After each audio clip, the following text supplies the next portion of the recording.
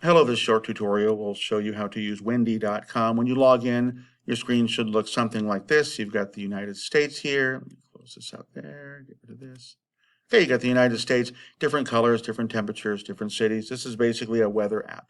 But what we want to look at is a couple different things. On the right side, want to go all the way up here to the top right and click the minus sign so we can see as much of the world as possible. Now, I've got the hand tool on now, the little hand, which means I can drag the world down and look way up to the Arctic right there. And I can also drag the world up and I can look way down to the Antarctic right there. Now, what we want to focus on is this menu selection right here. Right now, we're looking at the wind. This is the wind patterns throughout the world. We're also going to look at temperature. We can click temperature. These are the different temperatures around the world. And we're going to look at waves.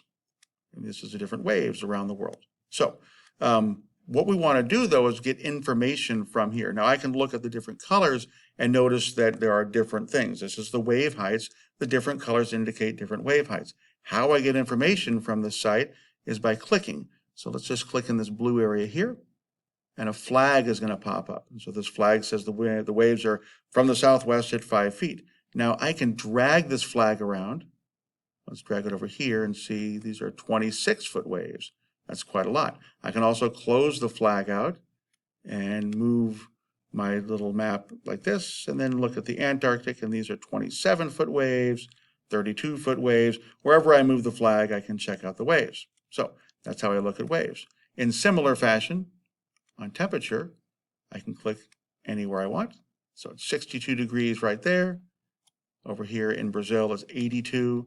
Or 83 rather. I can go up here to Saudi Arabia. It's 109 degrees in Saudi Arabia.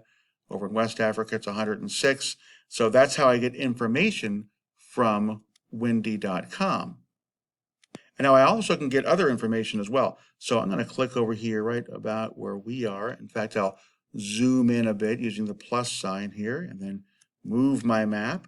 So we're over here in DFW. I'll click next to that.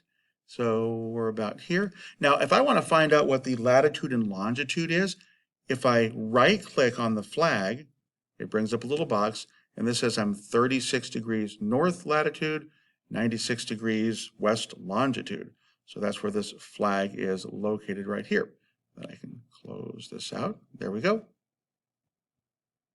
And the last thing I want to point out is that when you click on an actual city, so if I'm over here at Hamilton, Bermuda, and if I click there, I get this big menu at the bottom. This shows me the forecast for this area. So you might accidentally click on a city when you're trying to click near a city. So if I'm going to try to click near where we are and I inadvertently click Dallas, then I'm going to get this big box here that shows me the forecast for Dallas. All I have to do is just click the X to close it out, and then I'm good. So now you know how to use windy.com.